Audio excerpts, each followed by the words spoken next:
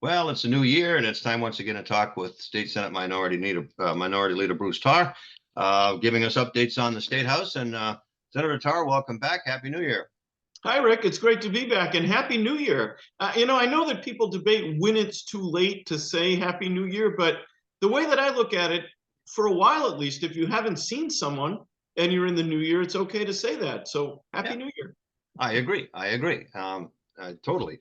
Well, a lot going on. We haven't talked in a while, but one of the things that has made the headlines today in all of our local papers has to do with the you're being appointed as a co-chair of the Food System Caucus. Now, until I saw that in today's papers, I hadn't heard of it. So maybe you could give us a little information about all of that.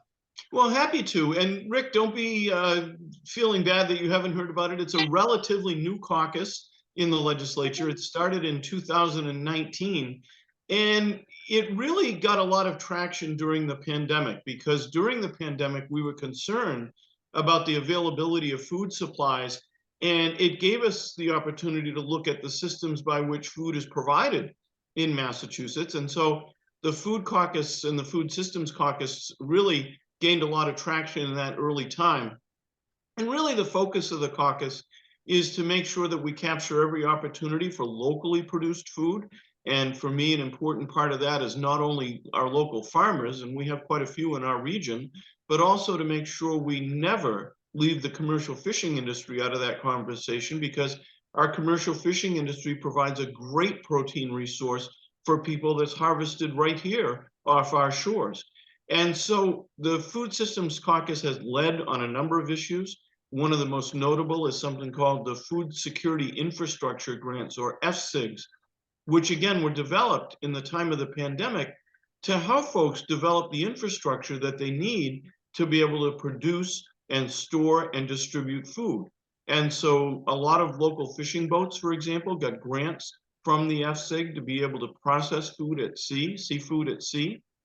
We had some shoreside processors that got some of those grants, again, for things like refrigeration and other kinds of processing. And of course, we've had farmers all over the region that have gotten FSIG grants for a whole variety of things. So there's been a lot of success on the part of the Food Systems Caucus, and I've been a member of it for a very long time, since its inception, but I'm happy to be joining now as one of the Senate co-chairs. There are two others, and so I would become the third, and I'm very happy about that. What would be your role in this that's different from being a member as you have been? So I will work with my colleagues that are Senate co-chairs and also the House co-chairs to develop the agenda for the Food Systems Caucus in a greater way than I have been up until now. I've certainly been a very active participant in it, but in the leadership role, I'll work with my co-chairs to identify what our legislative priorities should be, the matters that we want to put before the larger group for its consideration, and to work to improve and make even more inclusive and more energized the operations of the group. So in many ways, I'll continue what I have been doing, but in other ways, I'll work to help develop the agenda for the group to consider as we move forward. Forgive my inattention as I'm getting a call from my daughter here, and I'm trying to still this phone. Senator, you're being involved in so much with the fishing industry and hunger and everything else in the state. What do you look at as some of the your proudest accomplishments in getting things done with respect to that? Well, with regard to food infrastructure, one of the things I'm proudest of was the development of the Massachusetts Seafood Collaborative, which did not exist before we facilitated its creation, again, as a result of the pandemic. And the way that that happened, Rick, was that we knew that there was going to be seafood being harvested that wasn't going to make it to tables in restaurants because those restaurants weren't able to be open in the way that they were before. And so we convened a conversation among seafood processors all up and down the coast, and particularly some of the larger ones in Boston, to say, how can we not let this food go to waste? And the idea was to develop products that would not necessarily be intended for restaurants. We had that marketing channel, but we wanted to develop food products that could go direct to consumer or to go in other ways, other marketing channels like farmers markets and things of that nature. And that Seafood Collaborative has been incredibly successful. One of the things that we did through the Seafood Collaborative was appeal to the U.S. FDA and I'm sorry, the U.S. Agriculture Department to say that we wanted them to purchase Massachusetts food for our food pantries. They had not been doing that. And so we were able to secure a contract, one back then, there's been a successive contract, to say that we're going to take this wonderful seafood that's harvested and processed in Massachusetts and through food pantries make it available to people in need. So I'm very proud of the Seafood Collaborative. It's had great leadership from a lot of people that would be familiar to people that are watching and listening. Roger Berkowitz, the Nagels, the Stavises, just a lot of folks that have been working with us for years in the seafood industry that realized that we needed to make a transition, not to substitute for the marketing channel to restaurants, but to add to it. And it's been incredibly successful, and I'm very proud of it. The other thing that we did on the farming side was work to increase our capacity for the processing of poultry and meat. So one of the things we learned during the pandemic was that we had people that were producing meat and poultry in Massachusetts, but they didn't have enough slaughter capacity. And part of that was because of a logjam with the federal government being able to inspect new facilities. So we've worked to try to get the authority for our own Department of Agricultural Resources to do those inspections so that we can increase the number of facilities that we have in our state. So I know it's often said, but out of crises like the one that we had with the pandemic, oftentimes opportunities arise, and we've been very, very energized in terms of capturing those opportunities. It is interesting how things, some things have improved directly due to the pandemic. That's pretty amazing.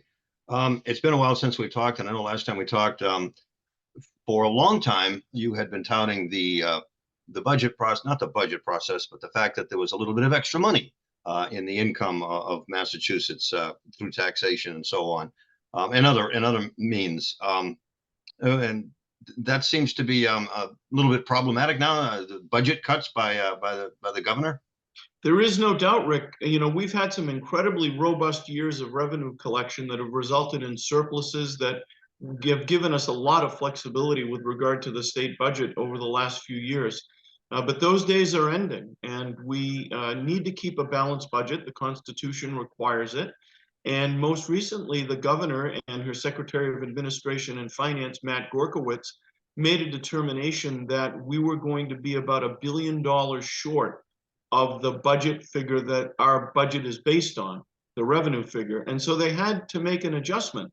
And I give them credit for being proactive about this. They could have waited until the comptroller signaled to them that there was a shortfall between the revenue we were taking in and the amount of money that we were spending. They didn't do that. They anticipated that there would be a problem. They researched it. They worked with the House and Senate committees on Ways and Means. And eventually, they used their unilateral power to reduce the budget. And that power comes under Mass General Laws, Chapter 29, Section 9C. You often hear about this, Rick. Their so-called 9C power to unilaterally cut the budget to keep it in balance. But what they did included a couple of components. So the first was to reduce the budget directly through cuts of about $375 million. And one thing that's gotten a lot of attention within that number are the roughly $14 million in local earmarks, things that we all earmark in the budget to come to cities and towns to reflect local priorities. But what's interesting about those cuts is that the administration didn't cut them completely. They cut them in half so that those funding priorities could still be recognized, but not for the same amount that were included in the original budget. The other thing they've done, Rick, is to try to find another roughly $600 million, a little bit more than that, in different kinds of administrative savings and different kinds of revenue adjustments to be able to make up the gap because they've reduced the consensus revenue estimate by $1 billion for this fiscal year, and that's a big number. But they've been able to do it. We'll see how it plays out with the various mechanisms that we're using. But we haven't seen this situation in the last several years. And you're right to point it out. It's different than what we've been dealing with up until now. And I think it indicates that going forward, we aren't going to see the incredible revenue figures that we have been seeing, but it's also not time to panic. We're still seeing revenue growth. It's just not of the magnitude that we were seeing over the last few years. Are there direct concerns for you about how this would affect your constituents? Well, obviously, my biggest concern is making sure that the budget is still able to fund the essential programs that people in our communities depend on. And what the governor did, I think, is an attempt to protect those essential functions by revisiting everything in the state budget. Obviously, I'm disappointed that we had a reduction in the earmarks that we had put in the budget because they identify local priorities, and it's important that we work with our partners in local government to respond to those priorities. But going forward, Rick, I am concerned about the sustainability of the framework that we're using. And by that, I mean, there are a lot of things that I think we need to look at to see if we can reform them, if we can change them, to be able to achieve savings so that we can have a sustainable budget. And that discussion is probably going to happen in the debate of the budget for the coming fiscal year, which is going to happen in the House in April and in the Senate in May. So stay tuned for more of that conversation, because from my perspective, it's not just about cutting particular accounts. It's about seeing if we can reform things to capture efficiencies that'll help us to move forward. Wow. Okay. Anything else you'd like to mention today, Senator Tarr? Well, Rick, the last thing I wanted to talk about is something that is fairly innovative that was done by the Senate in our formal session last week. And it's an attempt to try to leverage millions of dollars in federal funding that might be available, that we read about in the newspapers every day through the various laws that the Congress has passed, the bipartisan infrastructure law, the American Recovery Act, all of those different things.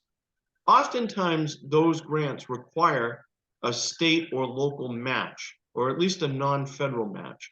So what we've been doing is putting forward a bill that's now been approved by the Senate. It's over in the House, and it would create a fund to provide those matching amounts. And the way that that fund would be funded is by taking the interest that's earned on the stabilization fund in Massachusetts. So we have an $8 billion stabilization fund. It's actually at an historic amount. It's never been this high. It's important to remember it needs to be that high, and we need to keep that fund healthy. And in floor debate in the Senate, I made that point, and I had a colloquy with my friend, the chair of the Senate Committee on Ways and Means, Mike Rodrigues, and we agreed that we are committed to protecting the stabilization fund. But if certain things are true, that if it remains at a healthy level, and if we haven't drawn down from it, we could use this amount of money to be able to hopefully leverage tremendous amounts of federal dollars through the grant programs that are now ensuing. What's interesting about that, Rick, is that the bill as it came from the Committee on Senate Ways and Means had reporting after the fact. It said that we're going to allow the governor to do this, and then we're going to get a report back as to what was spent and where it was spent.